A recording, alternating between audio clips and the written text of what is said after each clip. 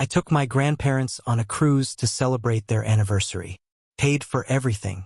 Halfway through, I found out my brother had told everyone he paid for it. When I confronted him, he said, "You're single. What else are you spending your money on?" My grandma told me to stop ruining the trip with ego. The final straw was when they made a toast to him at dinner, and I got the bill for the $1,200 wine tab he ordered in my name. I'm not the type to explode. I don't yell.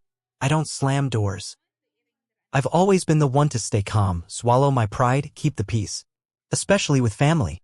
But what happened on that cruise broke something in me. And now I don't feel like fixing it. My name's Joel. I'm 34, single, no kids. I've got a solid job, project manager for a software company out in Denver. I'm not rich, but I'm careful. I've been saving. I live small so I can give big when it matters. And my grandparents, Gerald and Bonnie, they matter. They basically raised me. When my mom was working doubles at the hospital and my dad was barely around, always hustling some scheme, getting in trouble, then disappearing, my grandparents were the ones who stepped in. They made sure I had lunch for school. They showed up for every game. My grandpa taught me how to change oil. My grandma would leave handwritten notes in my backpack even when I was 15 and pretended not to like it. They gave me a real home. So when they hit their 60th wedding anniversary last year, I wanted to do something big. Not just a dinner or a photo book. Something unforgettable. They'd never been on a cruise. Never even owned passports. So I planned everything. I booked a 10-day luxury cruise to the Caribbean. Balcony suites. Top-tier dining package. Even the excursions, snorkeling, island tours, the whole deal. I paid for 6 of us, me, them, my brother Eric, his wife Carly, and their daughter Zoe. The total cost? Just under $11,000. I used my bonus. Cleared out a chunk of savings. But I didn't hesitate. I wanted to say thank you to the 2 people who gave up their quiet retirement to raise a second child. Eric didn't offer to chip in. Not a cent. I didn't expect him to. He's always been selfish. I'll get to that. So the first few days on the cruise were magical. Watching Grandpa lean over the railing in awe. Grandma calling room service dangerous because she couldn't stop ordering fruit plates. Even Eric seemed relaxed for once.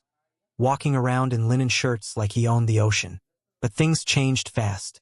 It was the 4th night. We were sitting at dinner with another couple we'd met at the trivia contest, retired school teachers from Minnesota. They were sweet, chatty, and very into making vacation friends. They were telling us how nice it was that we did this for our grandparents. The woman turned to me and said, "It's rare to see a grandson take care of his grandparents like this. You're a good young man." Before I could respond, Eric leaned in, smiled, and said, "Well, I figured they deserved the best. You only get 1/60th, right?" The woman smiled back. "So you paid for the whole thing?" Eric nodded and took a sip of wine. "Yeah. Took some planning, but they're worth it." I sat there.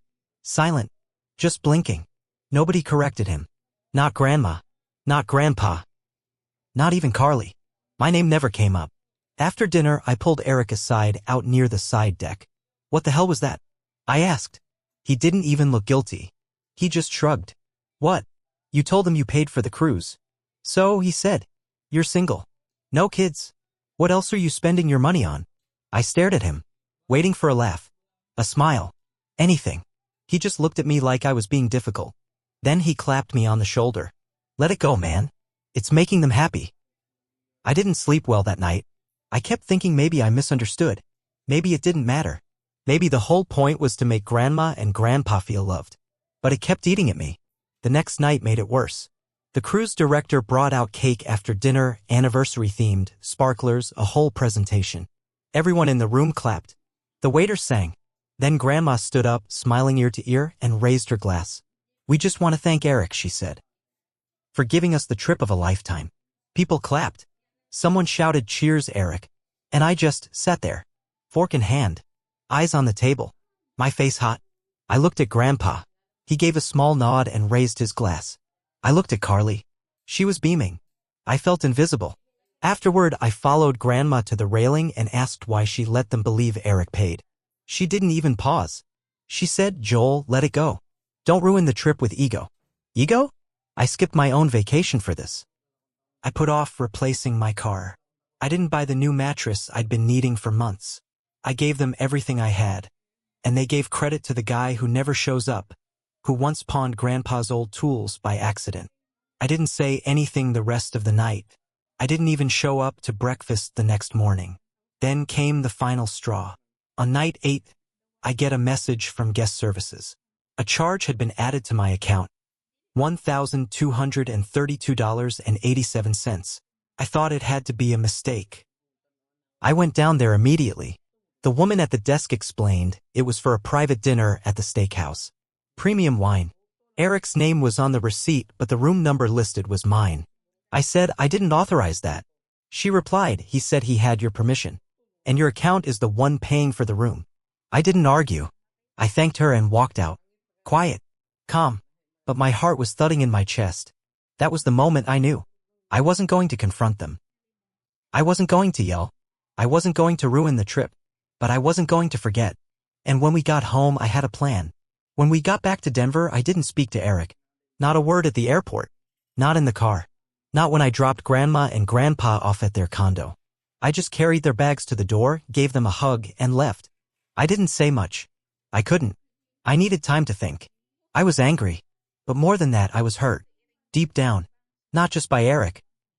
That part wasn't a surprise. But by them. The two people who always said they loved me like a son. They watched him lie, they watched me get erased, and they smiled through it. 3 days later, I started getting Venmo requests from Eric. No message.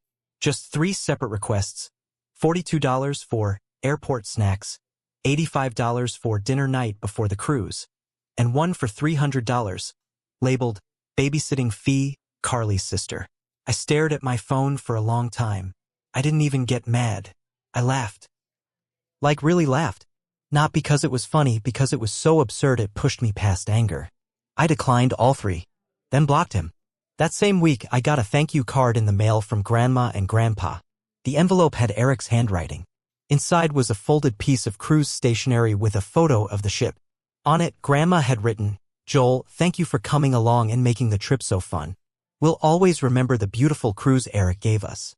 I just sat there, holding the card, staring at my own name next to "thanks for coming along," like I was a damn guest on my own dime. That was when I knew. They really believed it. Or wanted to. Either way, they had chosen the story they liked better. And it wasn't mine. I didn't say anything. Not yet. Instead, I went back through every receipt, every charge, every itinerary. I printed it all out. I highlighted my name, my payment method, and every expense. I created a folder and wrote on the front, "Reality." But I didn't send it. Not yet. I waited for the perfect moment. 2 months later, Grandma's 80th birthday came around. The family planned a big get-together at a country club just outside Boulder. Eric was in charge of organizing, which meant Carly probably did it all while he took the credit. I was invited, of course. But I didn't RSVP. Instead, I booked a last-minute weekend trip to Telluride. I sent a group text the morning of the party, "Hey, I won't be at the party today. Enjoy." I left something for Grandma in the main hall. It'll speak for itself. The something was a manila envelope I hand-delivered the day before. I left it with the front desk, with strict instructions to give it to Grandma at the party. Not before. Inside was the folder I'd made. Full breakdown of all expenses. Cruise confirmation emails. My original travel agent invoice. Even the charge for the $1,200 wine, with a note written in red pen. Just so we're all clear who actually paid for this toast. I also included a copy of the thank you card. With a post-it, "I didn't come along. I made it happen." Then I turned off my phone. I spent the day on a snowy trail, hiking alone, quiet, peaceful. When I finally turned my phone back on that night, I had 23 missed calls, 6 voicemails, 2 from Grandma, 1 from Carly, the rest from Eric. A few texts too. One said, "How could you do this at her birthday? What's wrong with you?" Another said, "You embarrassed everyone. You're sick." But there was one from Grandpa that just said, "We need to talk. Please." I haven't responded yet. I don't know if I will. Because this isn't over. Eric thought he could take everything from me. My kindness. My credit. My respect.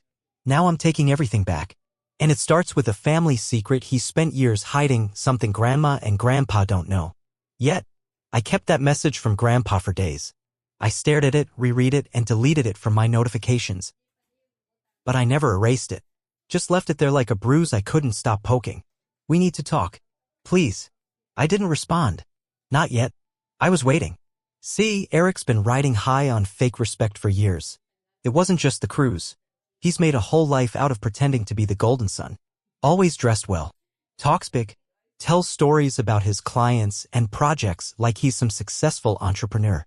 But he's not. Not even close. What most people don't know, including our grandparents, is that Eric filed for bankruptcy last year. Quietly. His business, a dumb little LLC he started for consulting, flopped. He was over $70,000 in credit card debt.